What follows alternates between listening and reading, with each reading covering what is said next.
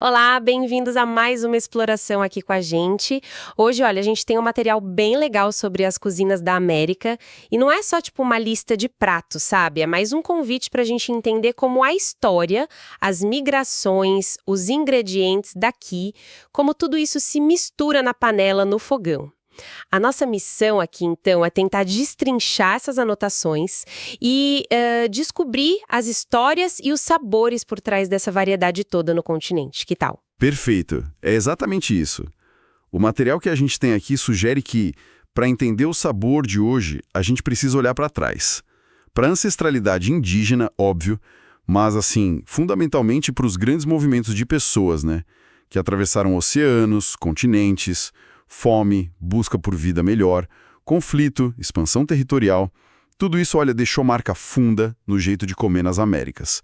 É uma história de necessidade, de adaptação e, nossa, muita criatividade. Ok, então vamos começar a abrir esse pacote. As anotações falam mesmo desses vários motivos para a migração, né? Fome na Europa, busca por terra, questões políticas, religiosas, até as migrações forçadas, que nem a diáspora africana. É forte pensar como esses dramas todos acabam se refletindo no prato, nos ingredientes. Precisamente. E não é um processo simples, tipo, cheguei e impus minha comida. Não é assim. Cada grupo trouxe, sabe, as memórias de sabor, as técnicas, os ingredientes que gostavam mais. E chegando aqui, encontraram um mundo novo de produtos milho, feijão, batata, tomate, um monte de pimenta, cacau, abóbora. E também outras culturas, outros povos que já estavam aqui, né? O resultado é essa expansão e mistura, como o material coloca. Uma fusão que não foi de uma hora para outra, é uma evolução, assim, constante, um diálogo entre tradições. E falando nesses ingredientes nativos, as notas realmente dão um destaque para alguns como pilares mesmo, né? Milhos, vários tipos de feijão, abóboras, pimentas, nossa, tanta pimenta, tomates. Parece que formam uma base comum, sabe? Mesmo que preparados de jeitos super diferentes do norte a sul. O milho, principalmente, ele aparece quase como protagonista em todo lugar. Ah, sem dúvida. A domesticação do milho, olha, foi uma revolução alimentar aqui nas Américas antes dos europeus chegarem. A capacidade dele de se adaptar, a versatilidade, é incrível. Dá para moer e fazer massa, tipo tortilha, arepa, comer na espiga, usar em sopa, cozido, bebida. Mas o interessante é ver como cada cultura desenvolveu um jeito específico de processar ele. Tipo a nixtamalização no México, que muda o valor nutricional, a textura. Isso já dá uma pista, né, de como não é só o que se come, mas como se prepara. É fundamental. Interessante essa ligação direta do ingrediente com a técnica. Que tal então a gente ver como essa mistura toda, gente, ingrediente, técnica, virou prato específico? As notas faziam um tour bem legal. Podemos começar pelo Caribe? Cuba, Jamaica, Martinica são citadas. Caribe é um ótimo começo. É um caldeirão cultural mesmo. As notas falam, por exemplo, do jerk de frango jamaicano. Ali a gente vê uma técnica bem específica, né? Aquela marinada forte com pimenta da Jamaica, outras especiarias e muitas vezes um cozimento lento, sobre madeira que dá aroma. Tem uns ecos africanos bem claros aí, nessa técnica de marinar e cozinhar devagar a carne, sabe? Junto com os ingredientes locais. Faz todo sentido. Não é só jogar um tempero, é o processo todo. E em Cuba, as notas citam ropa vieja e moros e cristianos. A ropa vieja, aquela carne desfiada no molho, tem um nome engraçado, né? Roupa velha. Parece ter raiz espanhola, mas adaptada para o que tinha lá. Exato. E os moros e cristianos, o arroz com feijão preto, é um clássico, né? Que a gente vê em muito lugar na América Latina, mas cada um com seu jeitinho, suas variações. E nas ilhas com influência francesa, tipo Martinica, as notas falam dos acras de morro, bolinhos de bacalhau. Isso, bolinhos fritos de bacalhau. Aí já mostra outra camada de influência europeia. O uso do bacalhau, salgado, que viajou o mundo, né? E se integrou na cozinha local, muitas vezes frito. Fritura é outra técnica que se espalhou globalmente. Essa amostrinha do Caribe já mostra complexidade. Influência indígena, africana, espanhola, francesa. tudo junto ali. Uma mistura bem fascinante. Saindo das ilhas e indo para o continente, o México aparece com muita força nas anotações. A lista de pratos é enorme, mas talvez a gente possa focar em alguns que contam uma história mais forte. O mole poblano é citado como um exemplo máximo. O mole poblano, esse é emblemático. As notas descrevem bem um molho complexo, que pode ter dezenas de ingredientes, vários tipos de pimenta seca, especiaria, semente oleaginosa e, claro, o chocolate. Tradicionalmente feito com peru, o guajalote. É prato de festa. Resultado de séculos de história, né? Representa bem a fusão do México pré-hispânico, as pimentas, o chocolate nativo, com o que os espanhóis trouxeram, especiarias, nozes. A técnica de preparo é chave. Moer tudo com cuidado, cozinhar devagarinho para aprofundar o sabor. É quase uma alquimia mesmo. E pensar que isso tudo convive com algo tão fundamental, onipresente como a tortilha, que também está nas notas, a base de tanta coisa no México. E a tortilha, por si só, já carrega uma técnica ancestral crucial, a nixtamalização. Cozinhar o milho numa solução alcalina, geralmente com cal.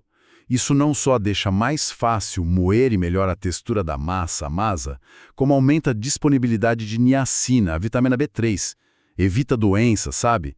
É um exemplo perfeito de como o conhecimento tradicional e a técnica são parte da cultura alimentar. A partir dessa masa vem a tortilha, mas também tamal, sopa, um monte de coisa. Incrível como algo que parece tão simples tem tanta história e ciência por trás.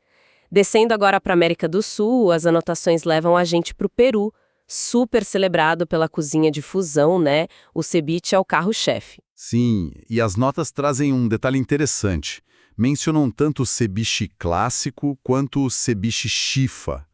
O clássico, peixe cru cozido no suco ácido de limão ou lima, com cebola roxa, pimenta, coentro. É a expressão pura da costa peruana. A técnica do cozimento ácido é o ponto aqui. Mas a versão chifa, essa já conta outra história. Chifa? Essa influência chinesa, né? Como que ela entra no ceviche? Exatamente. A imigração chinesa para o Peru, lá no século XIX, foi enorme. Deixou marcas profundas na culinária. No ceviche chifa pode ter gengibre, óleo de gergelim, às vezes um toque de shoyu, sabe? Adaptando o prato clássico com sabores orientais. Outro exemplo forte dessa fusão, que está nas notas também, é o lomo saltado. Ah, sim. Lembro desse. Pedaços de carne salteados rapidinho no fogo alto, com cebola, tomate, pimenta, shoyu, servido com batata frita e arroz. Parece uma mistura bem diferente. Sim. O lomo saltado junta a técnica chinesa do stir fry na wok, o uso do shoyu, com ingredientes peruanos, como a pimenta amarela, o ají amarillo e a batata, que é nativa dos Andes. É um prato que nasceu desse encontro de culturas e virou um ícone lá no Peru. Mostra como a cozinha absorve e recria influências de um jeito bem dinâmico. Essa capacidade de absorver e transformar é demais. Seguindo pela costa, a gente chega no Chile. As notas falam de pratos como pastel de choclo e chupe de mariscos. O que eles dizem da identidade chilena? O pastel de choclo, a torta de milho, é um ótimo exemplo de comida afetiva andina adaptada. Tem uma base de pino, que é um refogado de carne moída, cebola, às vezes azeitona, ovo cozido, coberto com uma pasta cremosa de milho fresco, o choclo, meio adocicada às vezes, e vai para o forno. É o uso do milho nativo de um jeito bem substancioso, caseiro. Já o chupe de mariscos reflete a costa enorme do Chile. É um ensopado cremoso, geralmente com pão amanhecido, leite ou creme e vários frutos do mar, gratinado com queijo por cima. A técnica aqui é a do ensopado cremoso, valorizando o produto do Pacífico. Entendi. Um mais da terra, outro do mar. Os dois com técnicas que buscam conforto, sabor. E daí para a Argentina. A gente pensa logo em carne, claro. As notas confirmam: assado, tira de assado, chimichurri, choripã. Sim, a cultura do assado, o churrasco, é central na Argentina. Ligada à história dos gaúchos, aos pampa imensos. A técnica de assar devagar a carne na brasa, buscando o ponto certo, é uma arte. A tira de assado, a costela, é um corte clássico. E os acompanhamentos são chave. A salsa crioula, aquele vinagrete fresco de tomate, cebola, pimentão, e o chimichurri. O chimichurri principalmente com aquela base de azeite, vinagre, alho, ervas tipo salsinha, orégano, pimenta moída. A acidez, o frescor dele corta a gordura da carne assada. Combinação perfeita de técnica e equilíbrio. Mas as notas mostram também que a Argentina vai além da carne. Falam de fugazeta e milanesa napolitana. Isso soa muito italiano, né? Totalmente, a imigração italiana na Argentina foi gigante, transformou a comida do dia a dia. A fugazeta é uma pizza alta, fofinha, com muita cebola e queijo por cima. Uma criação portenha, mas com inspiração italiana clara. E a milanesa napolitana, apesar do nome meio confuso, não é de Nápoles nem de Milão. É um bife à milanesa, né, a técnica de empanar e fritar, coberto com molho de tomate, presunto e queijo derretido. É uma invenção argentina que virou um clássico absoluto. Mostra como a técnica italiana foi adotada e adaptada para o gosto local, criando pratos novos e super populares. Fascinante ver essas camadas de história na comida. Subindo um pouquinho, as notas levam a gente para a Colômbia. Pratos como a bandeira paisa e a arepa. A bandeja paisa é quase um exagero gostoso, um banquete num prato só. É típica da região de Antioquia, onde fica Medellín. Ela reflete a fartura, a variedade dos produtos de lá. Feijão, arroz, carne moída, chicharrón, torresmo, linguiça, ovo frito, abacate, banana da terra frita e uma arepita do lado. Não é um prato de fusão super complexa, mas de abundância, de juntar vários elementos tradicionais. Já a arepa... A arepa parece ser para Colômbia e Venezuela o que a tortilha para o México, né? Aquela base de milho essencial. Exatamente. Feita com massa de milho pré-cozido, a arepa pode ser assada, grelhada, frita. Dá para comer pura, acompanhando ou recheada com queijo, carne, frango, abacate. As variações regionais são enormes. A técnica de fazer a massa e o jeito de cozinhar, grelhar na chapa ou na toste-arepa é comum e define o resultado. É outro exemplo da importância do milho e da diversidade que ele gera com técnicas diferentes. E para fechar esse nosso tour, rápido, mas intenso, as notas nos levam para os Estados Unidos. A primeira imagem pode ser de fast food, mas a lista mostra uma variedade regional bem interessante. Clam chowder, gumbo, BBQ ribs. Os Estados Unidos são uma coxa de retalhos culinárias imensa, de verdade. O clam chowder da Nova Inglaterra, por exemplo, é aquela sopa cremosa de marisco, batata, cebola, tem raízes lá nos colonos europeus, na fartura de marisco da costa leste. A técnica é de um ensopado com leite ou creme, bem reconfortante. Já o gumbo e a jambalaya, que as notas citam como típicas do sul, especialmente da Louisiana, aí o resultado é de uma mistura bem mais complexa. Complexa como? Em que sentido? No gumbo, que é um ensopado grosso, a gente vê a mistura de influências francesas, o roux, aquela base de farinha e gordura para engrossar, africanas, o quiabo ou o filé powder de folha de sassafrás para engrossar também, e talvez a própria ideia do cozido lento, espanholas nos temperos e indígenas nos ingredientes locais. A técnica de fazer o roux direitinho, cozinhar até a cor certa, é crucial. A jambalaya, que é um prato de arroz com carne ou fruto do mar, também reflete essa mistura franco-hispano-africana. São exemplos claros da cozinha creole e cajun, que nasceram desses encontros culturais específicos lá na região. Entendi. E as BBQ ribs? O churrasco também é forte por lá. Sim. O churrasco americano, o BBQ, é uma tradição forte, com muitas variações regionais. Texas, Carolinas, Kansas City, cada lugar tem seu estilo.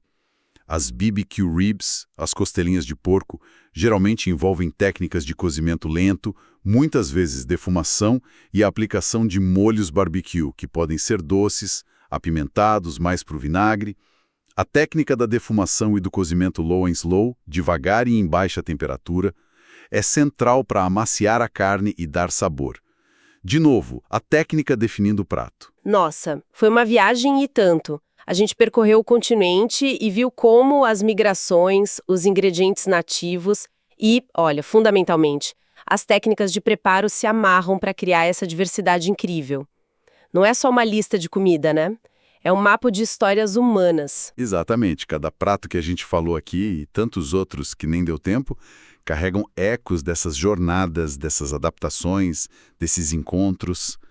A comida funciona como um registro vivo da história social, cultural. O jeito de cortar, de temperar, de cozinhar, tudo isso é conhecimento que foi passado, modificado, reinventado. Fica muito claro que comida é bem mais que só nutrição. É identidade, é história, é conexão. Sem dúvida nenhuma. E talvez uma coisa para a gente pensar para levar daqui, a gente explorou como as migrações do passado mudaram essas cozinhas. Mas esse processo não parou, né?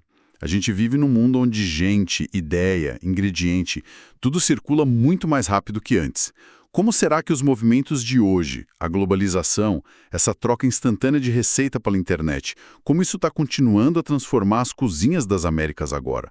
Quais novas fusões, novas histórias estão sendo escritas nos nossos bairros, talvez até na nossa cozinha?